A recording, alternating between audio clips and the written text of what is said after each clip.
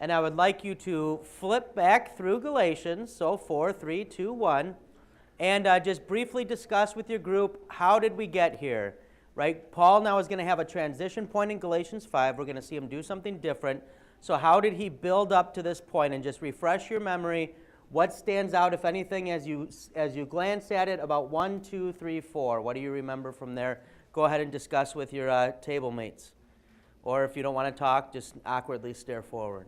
So.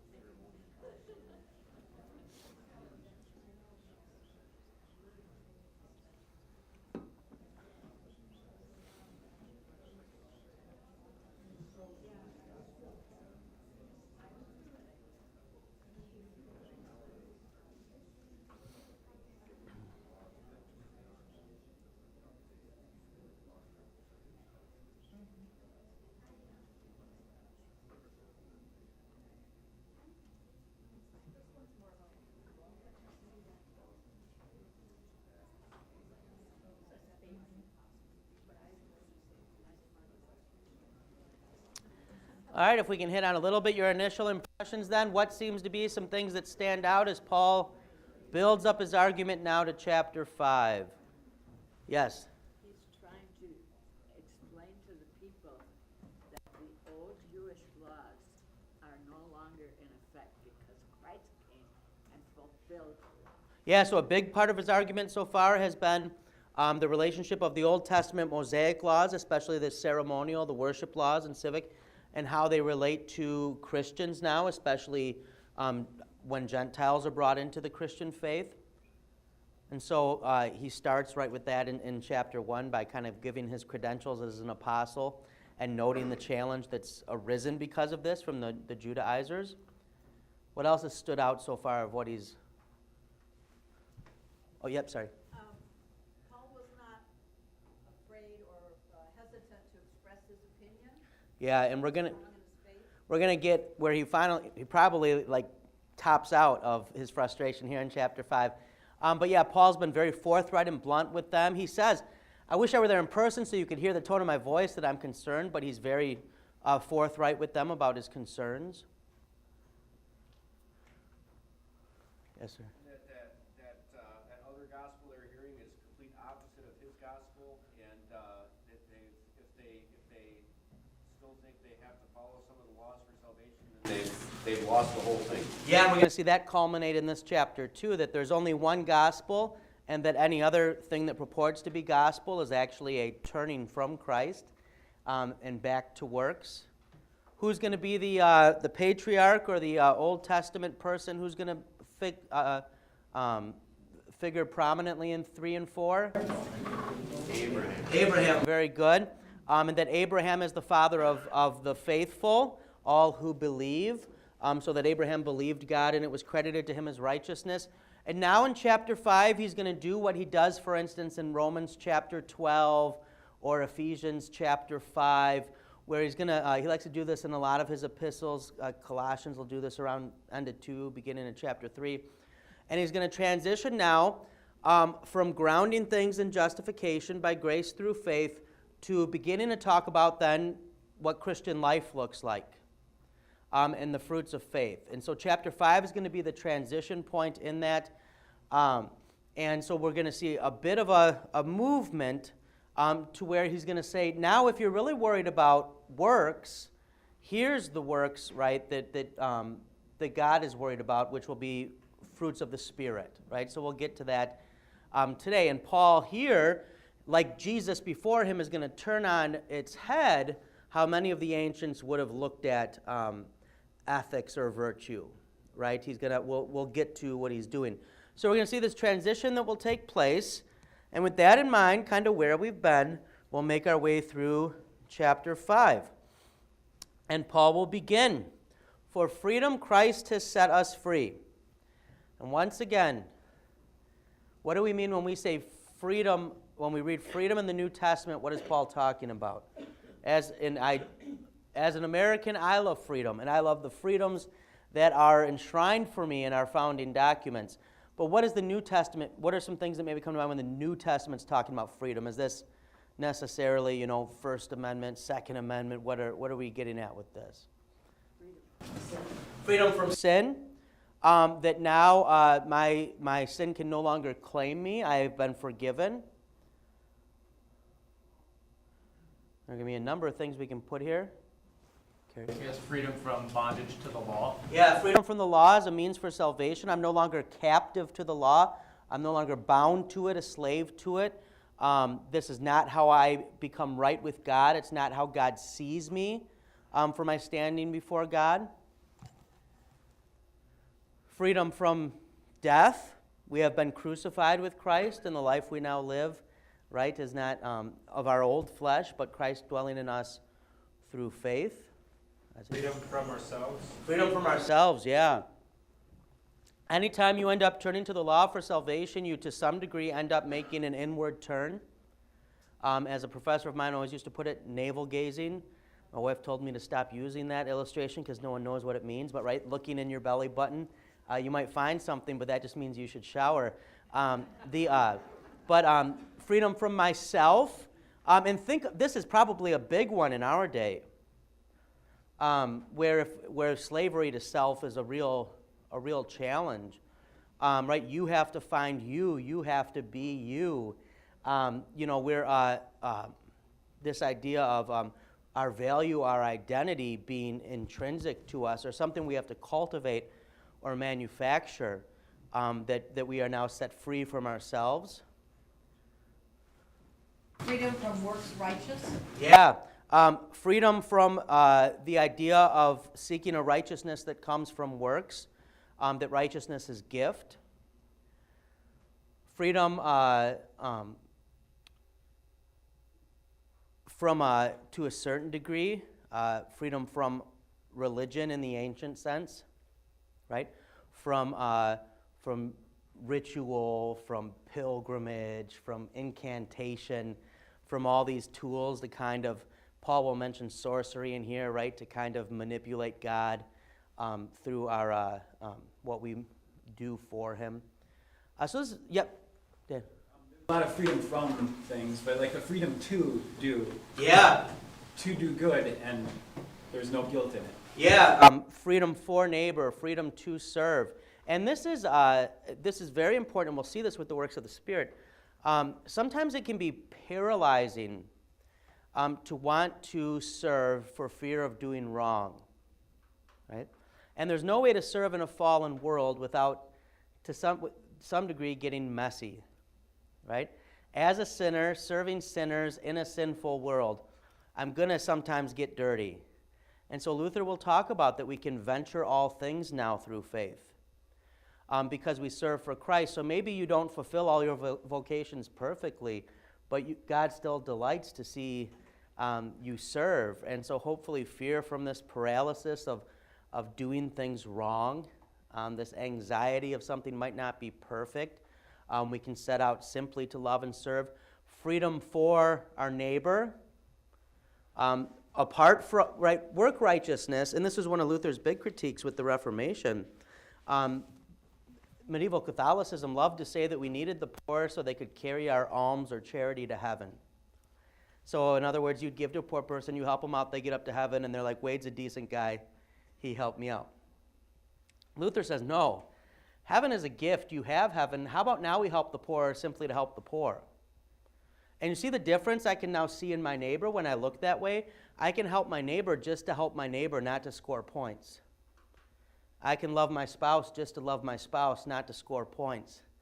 Right? You can do good just to do good, and you might not even end up on a magazine cover or maybe even get a thank you. This is maybe one of the reasons it's good I'm not in the parish anymore is sometimes I would get someone who would come up to me, and usually it was the person who almost never did anything but finally did something.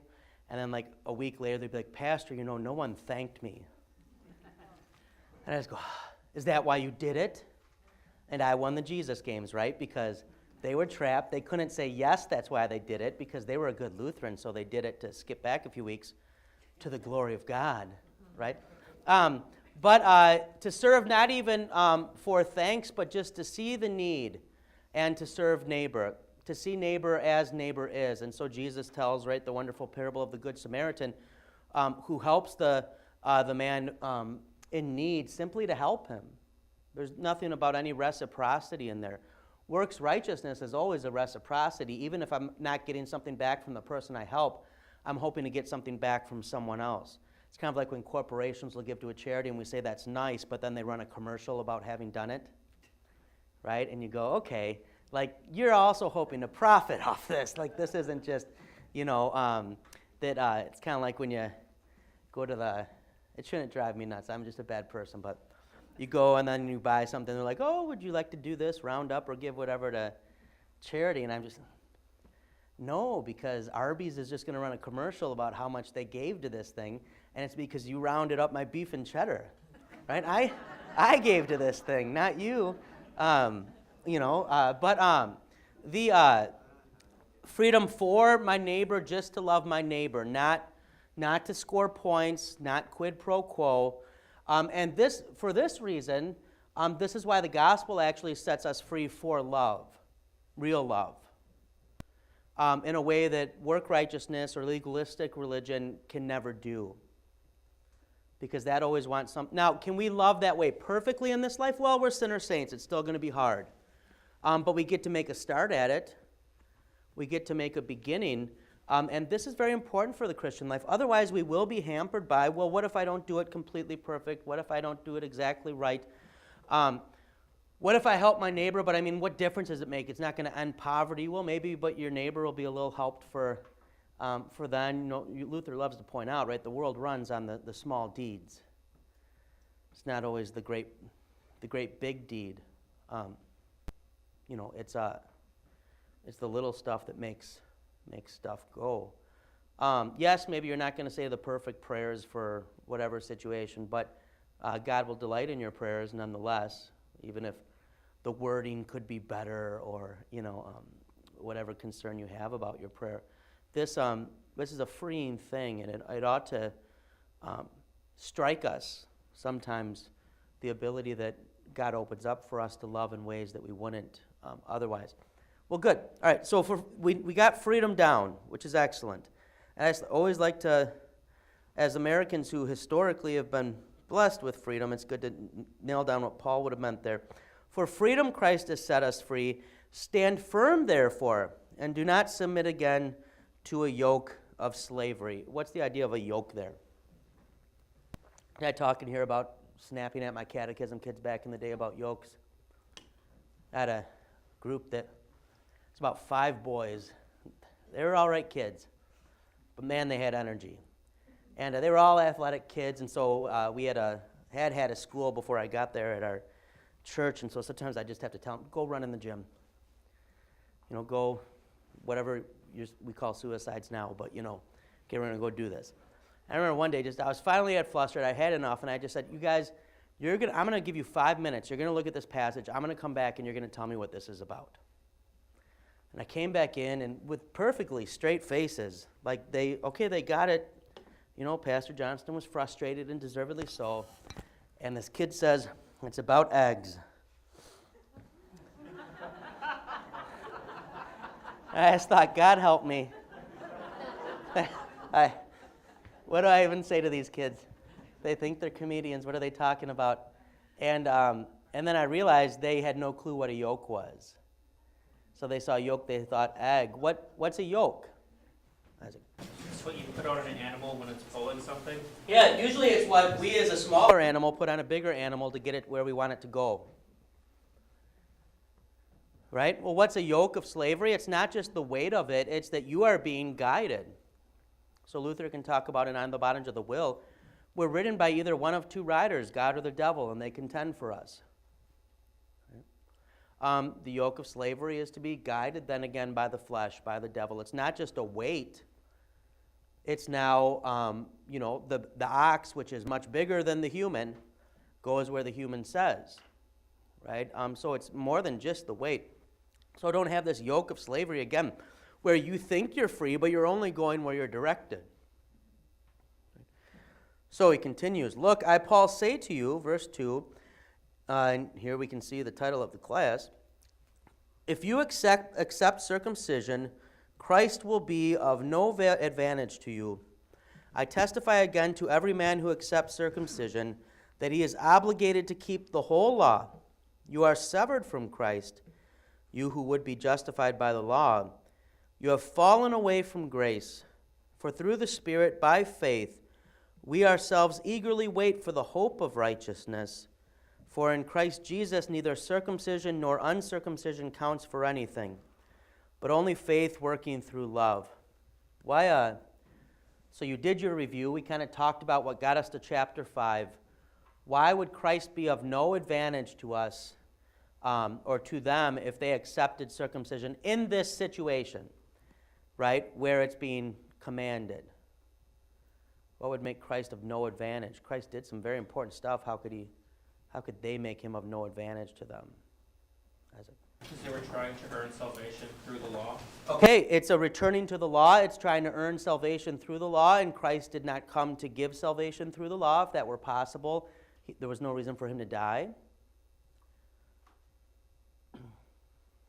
It's kind of fun. I've been making myself dig back into some research. COVID was like a nice excuse to not do work. And so I've been working a lot on the Ozandrian Controversy, which is after Luther's death. This guy who had been a friend of Luther's, Andreas Osiander, comes up with this doctrine of justification that's the indwelling of the divine righteousness of Christ, that's how we're justified. And the Lutherans have been fighting about all kinds of other stuff. I know it's hard to believe, right? Luther died in there. The emperor invaded. There's a bunch that goes on, but almost all of them unite to be like, this guy's wrong. But then they all defend the doctrine of justification, and it's super interesting to see all the different pictures and images and explanations they use to show how rich the scriptures are, right, and what God has done for us in Christ. He's made payment. He's ransomed. He's substitute. He's fulfilled or ended the law. He has taken the place of the old Adam, right? And through all these wonderful pictures. So there's all kinds of ways we can talk about Christ that are absolutely fine. But it's always ways we're talking about Christ doing it all for our salvation. Anytime we start talking about salvation in a way that makes it Christ did some stuff, well, now we're in trouble. And it's funny, almost all the Lutherans who write about this in the controversy do get to one point that's about the same, and that's because the sinner loses comfort. Right? The believer loses certainty of salvation when you introduce works. And the gospel is good news.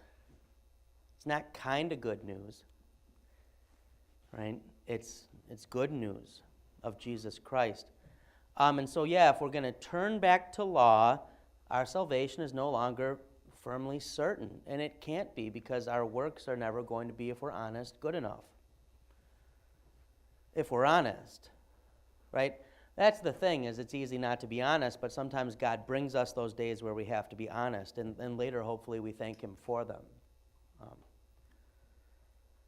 Sometimes the cross presses down on us, and we have to go, okay, time to take stock, right? And when we're honest, then we know, okay, this isn't necessarily the case. Many, who've grown up their whole life with the gospel might not have had a moment where they sit and they go, I really don't know if I'm going to heaven. This is what drew me to Lutheranism, is I didn't like thinking that. I have a friend who left Lutheranism and ended up in a different, in Orthodoxy. And one of the things that still blows my mind when we talk is, to hear someone who knows better say, yeah, I can't say for sure I'm saved. And I just go,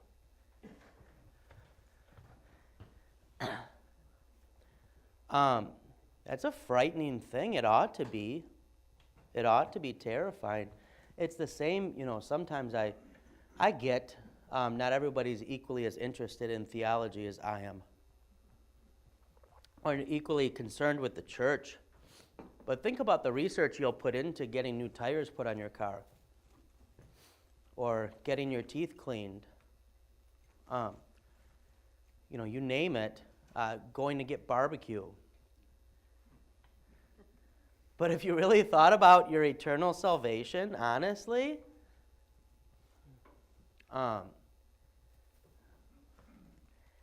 kind of more important than tires, right? The problem is we can easily convince ourselves that's a concern for another day, for another time, right?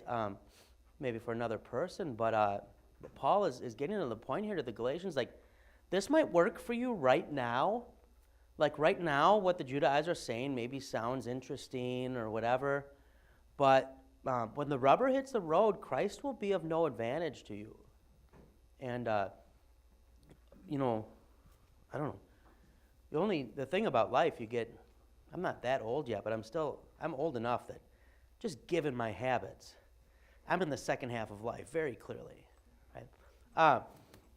When you're young, it just doesn't sink in. You only get one of these lives, unless the Hindus are right? But or the Buddhists, but you only get one of them. And I don't mean that we could take that, like the old, YOLO, live it up. But you only get one life to get ready for death. And they used to call that, back before, we hid death, the ars moriendi, the art of dying well. And not in a morbid way even. Not in a morbid way. It can invigorate you. But Paul's saying, you guys, step back, think about this. Christ will be of no advantage to you, to your salvation, if you do this. Just let that sink in. And that's, I sometimes think it'd be much more beneficial if we did most of our schooling in the second half of life.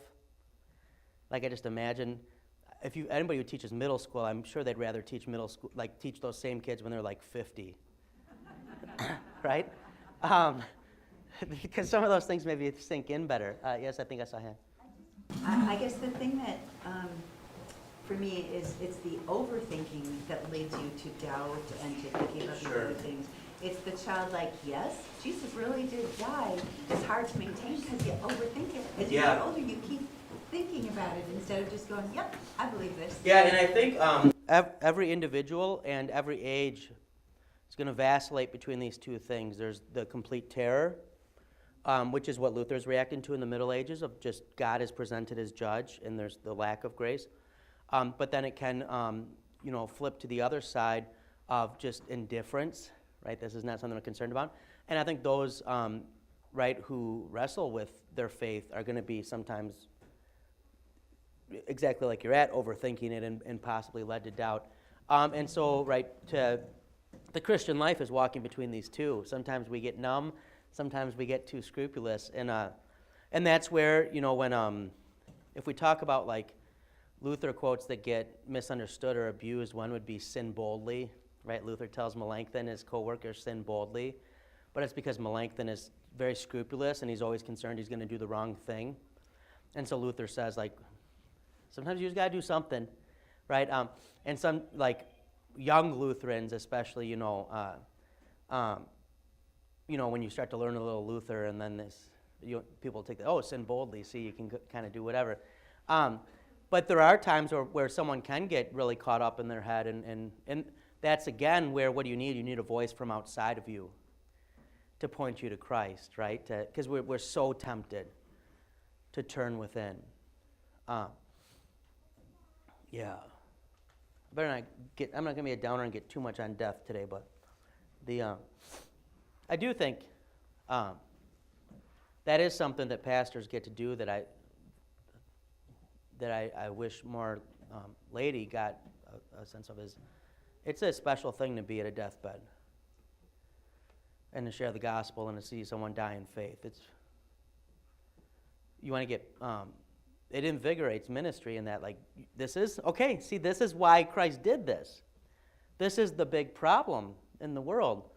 And sometimes if we're not around it often, it can be easy to forget. And I mean, especially in a culture like we have today where we largely paint up death, we remove it, people don't die in the home or even around us all that often. We go to the funeral home and we say, doesn't she or he look nice? And they're kind of painted and dressed up. We don't even say die, we just use euphemisms. It can be nice to see God grant comfort to someone in that moment, especially the process we talked about last time. Someone goes through their life and they wonder if I've been good enough, have I had enough faith, and you point to Christ and you remember that. And they get that gospel. That's what Paul is getting at here. And this is the hope of righteousness. This is what we await. This heaven that God has given us in Christ. This is what the church is for. The good thing, too, is as Lutherans we recognize God even gives us practice dying. And so we don't say, I was baptized. We say, I am baptized. And if you remember our catechism, right, a new man daily arises. So we die daily. We get practice. This is our, two-a-days, and we get new life each day, the same as we will in glory and perfection. All right, I'm going to stop being a downer. Although death isn't really a downer for the Christian. This is the fun thing about death is, right, Paul can mock it in Corinthians. He has some fun. Okay, verse 7, you were running well. Who hindered you from obeying the truth? And Paul loves to use athletics illustrations, right? So you were doing pretty well in this race. You were running well. What got in your way? What hindered you? This persuasion is not from him who calls you. It's not from God. A little leaven leavens the whole lump. So this focus on self will only spread, and one person pointing to self will lead to more people pointing to self or to works. I have confidence in the Lord that you will take no other view than mine, and the one who is troubling you will bear the penalty, whoever he is. But if I, brothers, still preach circumcision, why am I still being persecuted? In that case, the offense of the cross has been removed. I wish those, this is where Paul probably reaches peak frustration. I wish those who unsettle you would emasculate themselves. They're worried about part of the thing. I wish they'd just cut the whole thing off. And here again, right, I've joked about he's dictating to Silas or someone in Silas maybe going, are you sure you want this in there? But this is how, but Paul isn't saying something that different than what Jesus says. If your eye causes you to sin, pluck it out, right? If your hand causes you to, whatever is pointing you away from Christ, that should be removed. That is a problem. Whatever is pointing you away from Christ, whether it be to your works, to the Old Testament Mosaic law. Why is the cross an offense in this case? He says the offense of the cross, the scandal.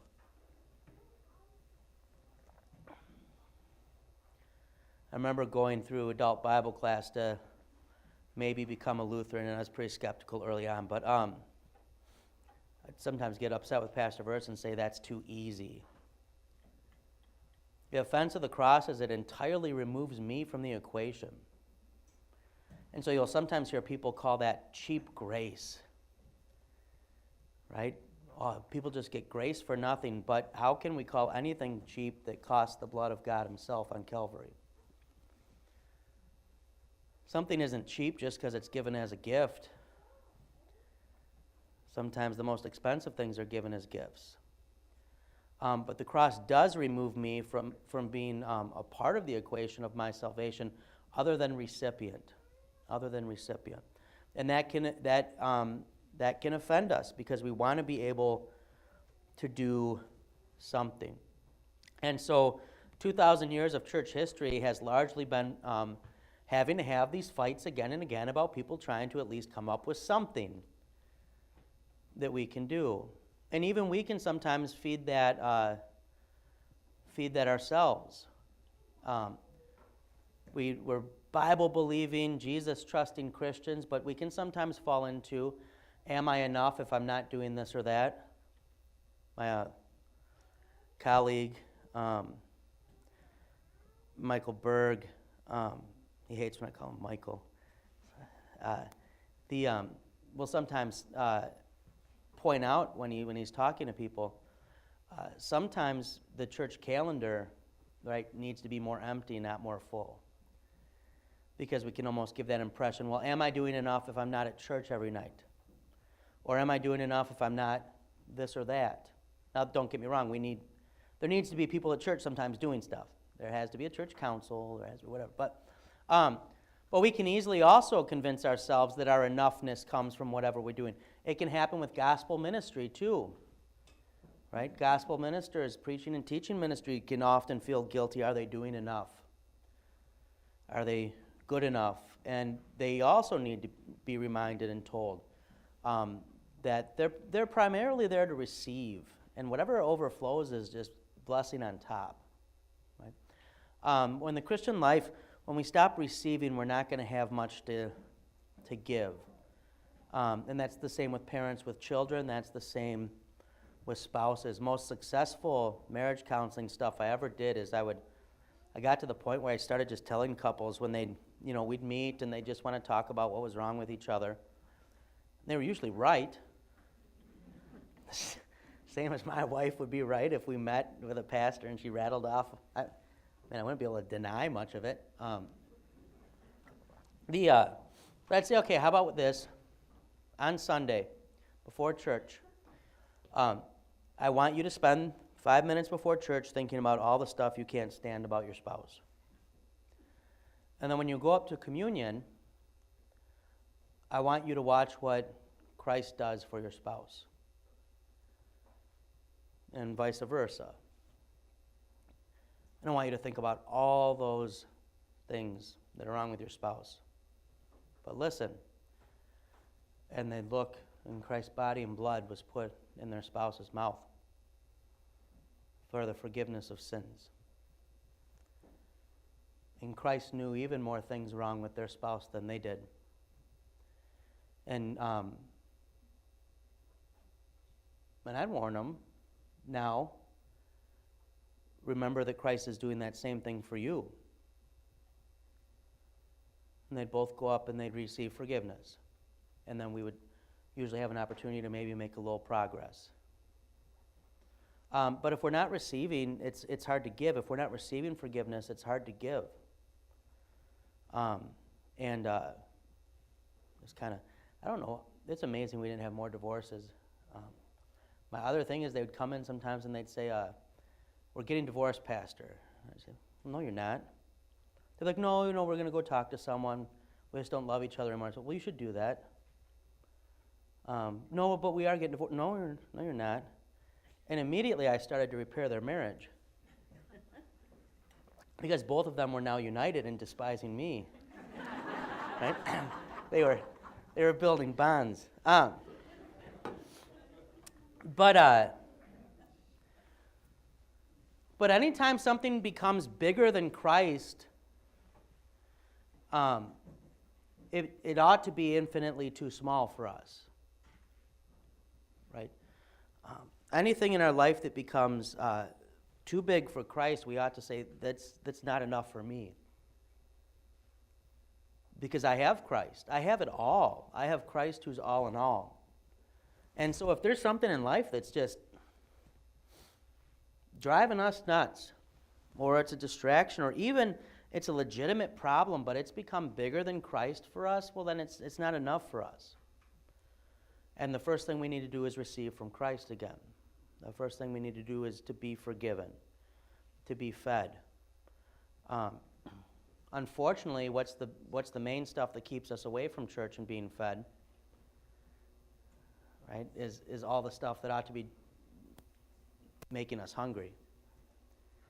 Right? And so then we wonder why sometimes we burn out, we tap out, and so it's either Christ plus nothing, or it's Christ plus something, which will never be enough. All right, we'll go on from there. I'm not going to use that. I'm not going to do death and drugs in one day. Okay. Verse 13, for you were called to freedom, brothers, only do not use your freedom as an opportunity for the flesh, but through love serve one another. For the whole law is fulfilled in one word. You shall love your neighbor as yourself. But if you bite and devour one another, watch out that you are not consumed by one another. So now that I am set free in freedom, what is there for me to see? My neighbor. My neighbor. God doesn't need my good works, but my neighbor does. Right?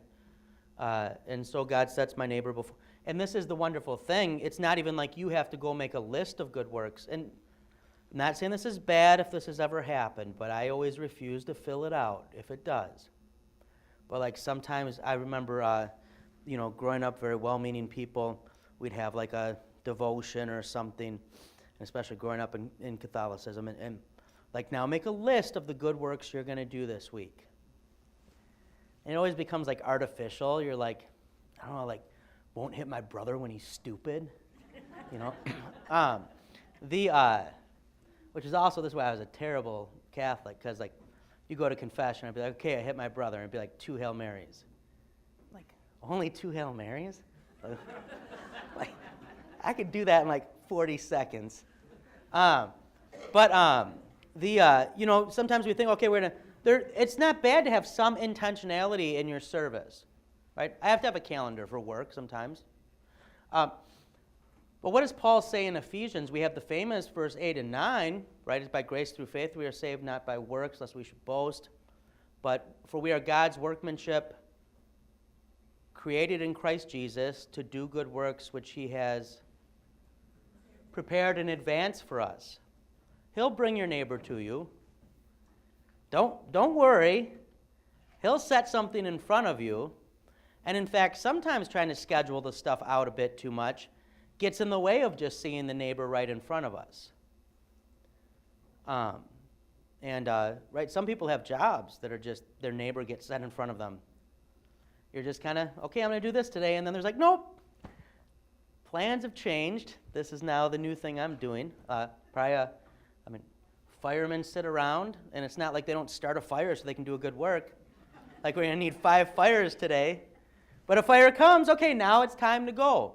And the Christian life can be like that too. And now we're going to get to the good works. And notice why their bad works are good works. They're good works because they come from the Spirit. And this is always, this is what we like to highlight in our Bible. Because this is, okay, now God's telling me things I can do. But I want you to stop and think as we read through, is that the approach that God is taking here? So, Paul says, but I say, walk by the Spirit, and you will not gratify the desires of the flesh. Flesh, again here, flesh, carnal, anything like that in the New Testament, is your human powers and capacities after the fall. So it's what we can do, but without our original righteousness. Right? So it's not even entirely bad, but it often leads to things that are bad because we're tempted to use our human abilities at times for evil, right? And so this is what he means, but this is not that the stuff you're made of is bad, right? So the desires of the flesh are against the Spirit, and the desires of the Spirit are against the flesh, for these are opposed to each other, to keep you from doing the things you want to do. And here, if you're a person who takes notes in your Bible, Romans 7 is what you want to read if you want to get Paul talking about this in his own Christian life. Paul's going to, in many ways, Romans is just an extended version of Galatians. But there's a tension within us. When you come to faith, there will be a tension. You will almost never be able to do anything of one complete mind. Your best works still will have some conflict of, do I really want to do that? Your worst sins you probably won't do wholeheartedly either, but you'll do them against your better judgment and belief. Right? We're now baptized into a struggle. So for these are opposed to each other to keep you from doing the things that you want to do. The flesh wants to keep you from doing the things the Spirit wants to do. The Spirit wants to keep you from doing things the flesh wants to do. And so if this were Bugs Bunny, what would we have? The angel and the devil, and come on, Bugs, do it, and no, don't do it, and you ever watch those cartoons again, and it kind of makes you stop saying that like things are so violent on TV today when you're like, watch Tom and Jerry, and you're just like, what? Like, that's way more violent than any video game I've seen.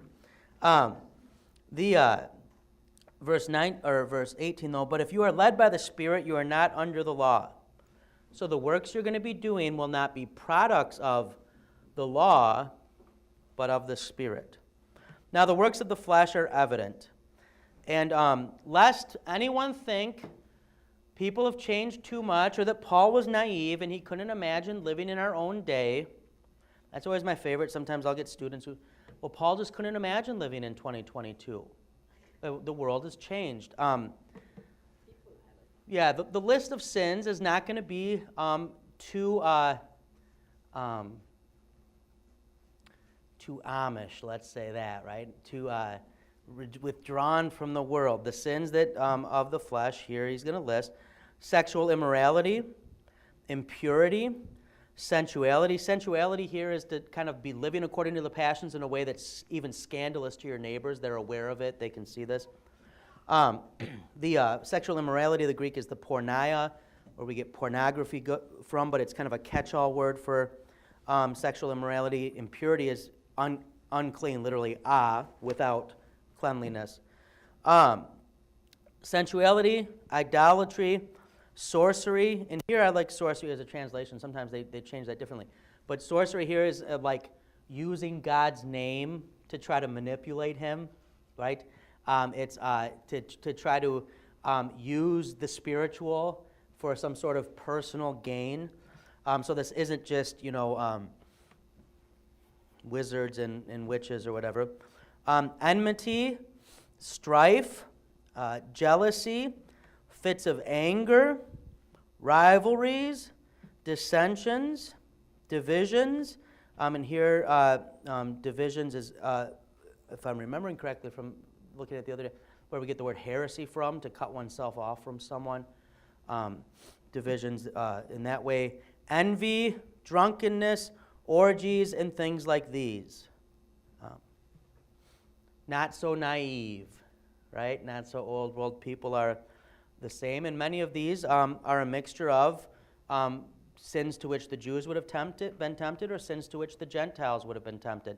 Much of the worship that the Gentiles would have had before coming to Christianity would have been like going to a frat party, right? This is I've never been to one, but I've seen movies, and right, that these are sensual sins. I warn you, as I warned you before, that those who do such things will not inherit the kingdom of God. Now this can be frightening. If we can find anything on there we've ever done, does that mean we can't be saved? Anybody ever get angry? I know you have, because you've driven, right? The idea of do such things is to practice such things that they become a natural outflow of who you are. right? They're part of your character.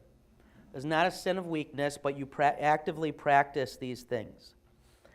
But the fruit of the Spirit, and notice, what's producing the fruit? The Spirit. This is not just you trying really hard. This is not virtue ethics. There's kind of a little push among some in Lutherans to have like a new baptismal virtue ethics, and it's kind of the reverse of what baptism is. But we'll save that for another day. But this is not just you. In the ancient world, these would be things, right? Virtue ethics is, how do you become virtuous? You just keep doing the thing until it becomes second nature. Now, there are things in life that's really good for, and you can become a better citizen by doing that, right? That's not to say that they're bad, but that doesn't make them a Christian work, right? The unbeliever can do this too. So virtue ethics is like left-handed layups. And someone who coached a lot of years of grade school basketball, which means if there is a purgatory, I skipped a couple levels, right? I'm just joking. I loved coaching girls' grade school basketball. And boys' grade school basketball taught me patience. Because everybody's Kobe, right? If you've ever tried to pick up basketballs after a practice, and it's all Kobe, and they're going all over. But why does no one want to? Why do grade school kids not want to practice left-handed layups if they're not left-handed? Because I can't make them. So, what's the answer the coach gives? That's why we have to practice them. Or if it's you're learning an instrument in that particularly hard part of a piece, and you say, I don't want to practice it, I can't play it. Well, that's why you're going to practice it. So it makes sense. There's some things that you're going to practice so they become second nature. This is Aristotle. Nicomachean Ethics, they're going to be part of your habit. And the ancients are right in some stuff with this, right? It's humorous to me today that we can have someone who says something like, yeah, so-and-so did that, but they're a good person. Right? We do that all the time. Right? Yeah, so-and-so, or I did this or that, but I'm a good person. Aristotle would have said, actually what you do is a reflection of who you are.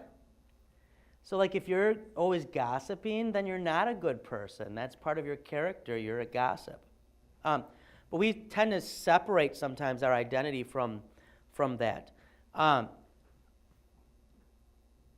We also, as Christians, are going to say we're going to do these things because of who we are, but in a different way. This isn't just law. This isn't virtue ethics. We're going to do these because of who we are, because we are forgiven children of God. So Jesus puts it this way. What produces a good fruit? A good tree. Well, how do you become a good tree in Christianity? It's not trying really hard.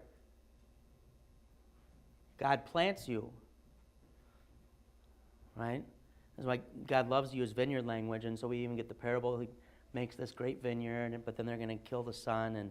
And God declares you to be a good tree, and then these things will come from the Spirit. This doesn't mean they don't make effort, because your flesh and spirit and the flesh is going to want to stop you from this. Right? But it's just that these are not they're not of the flesh, so it's not just you trying really hard. That would be the flesh. It's God working through you as well. Does that make sense? God gives these. Sometimes he gives them to our great surprise. You ever do something and then you go, what in the world? And God just kind of took hold of you in that moment and he used you. God's just that good sometimes. But the fruit of the Spirit is love, and this is agape love is the love used here, so it's unconditional love. It's not getting something back from someone. Joy, and this joy is a condition more than just a momentary expression. So joy in the ancient world often was like, joy in a moment, like you went to a good party.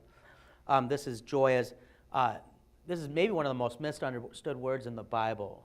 I usually try to tell my students that I judge any hymn or song by whether or not I think Jesus could sing it on the cross. And so one of the things I'm grateful for having come out of Catholicism is that I didn't have to learn all the songs that seem very weird that a lot of my Lutheran friends learned when they were little. There's an Arky and I don't know, whatever else. But the one that it seems like almost anyone who ever went to like any form of Protestant camp And I've only ever been to one Protestant camp. I went to 2 weeks of a Pentecostal camp when I was still Catholic in high school. And it's because we played basketball down at this church. They let us play there, and then we have to go to Bible class. But I got to be friends with the pastor's kid and had a crush on his daughter. And so this seemed like an invitation to take. I've never seen things like I've seen at Pentecostal camp, but I had fun. But it seems like we're at every camp. What is this? I've got that joy, joy, joy, joy down in my heart. Huh? I don't even know. Is it what? It's where or what or whatever. Right? Could you imagine Jesus on the cross with that one? But how do we often take joy as just an emotion, right? When you're singing that song, no kid is thinking like, I have joy even in the midst of suffering. Like this is peace that surpasses understanding. We're thinking emotion. And then something happens and we think that joy is gone. But what's Paul's Epistle of Joy? Anybody know? Where he uses it all the time. I rejoice, joy. Philippians, which is a prison epistle. And Roman prison is where you went to wait to find out if you were going to be beaten, killed, or let go. You didn't serve time. It was catch a beating, get put to death, or let go. And yet Paul can write about joy. So this joy is a ongoing thing. Peace, Luther says peace is the forgiveness of sins, but Irene here, peace is to be in a right relationship horizontally and vertically, which is what God sets us in. Patience, to be able to bear with others who cause difficulties. Kindness, which is here a disposition especially. Goodness, faithfulness, gentleness or meekness. Self-control. Against such things there is no law. Why is there no law against them? Because they're fruits of the Spirit. They're done in the realm of faith, of freedom, of grace. Now, that doesn't mean we can't work on these. I have to sometimes remind myself, right, that one of the works God delights in is self-control or patience, right? Or, when the 40th student that week comes up and says, does it say anywhere like how long this paper should be? And at the beginning of every class all semester I've said, in the syllabus, whatever, sometimes I have to remind myself, Lord, give me a fruit of the Spirit. Right? I have 2 different shirts that say it's in the syllabus. I haven't worn them yet this semester, but I like to sometimes have them and I just unzip them. Right? This is not to say that these just magically happen, but they are a product of faith, and they're not done to gain righteousness, but they're a fruit of Christ's righteousness, which is freely given to us. And so, there's no law. In 24, and those who belong to Christ Jesus, notice how he repeats this from before, have crucified the flesh with its passions and desires. If we live by the Spirit, let us also walk by the Spirit. Let us not become conceited, provoking one another, envying one another. What's the temptation whenever Paul talks about good works? What did the disciples like to ask Jesus? Can we be the greatest, right? Is to start to compare. And so he says, let's not get conceited or envious. And one thing you learn, right, in life often is while you might be tempted at times to envy someone else's gifts is you probably don't want their problems that taught them those gifts.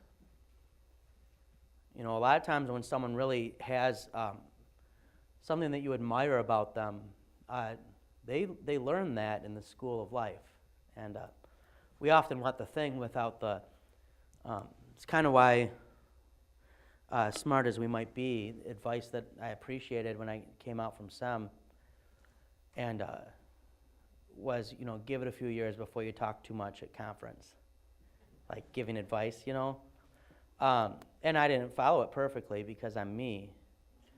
But what was meant there wasn't that someone who is coming out of SEM can't be just as smart as someone who's had 30 years, but that there's a certain wisdom that comes we had a colleague preached for a faculty meeting, I think it was the other day, and Paul Gerhardt, in my opinion, the greatest Lutheran hymn writer, if you go to the back of the hymnal and look for his hymns and find them, you'll never be disappointed praying them. Where he's buried in this parish in Leuben, and by his grave, it said, and he's buried in, this parish did not appreciate him. He had a bad end of his life after he lost his parish in Berlin because he wouldn't go along with this forced union of the Reformed and Lutheran churches. And it says, a theologian sifted in the devil's sieve.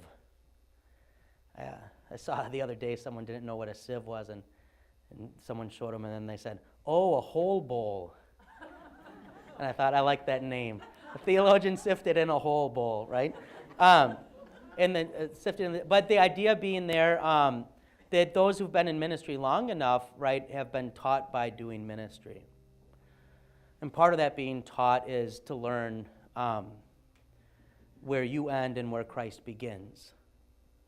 And that's true of the Christian life for anyone as well. Part of this is learning where I end and where Christ begins, right? And why would I envy Christ in another when I have Christ myself? So when I see God working through another in a way that is impressive, I ought to rejoice that I have that same Christ. Otherwise, I'm thinking I'm looking at that and simply seeing that person and not Christ who is busy at work. Okay. I hear organ going. We must be getting close to the time. Any questions, comments, whatever, otherwise we'll leave off there and we'll have Chapter 6. You might get nervous. It's the last chapter. It'll be boring. It's just him saying goodbye. It's not bad. It's all right.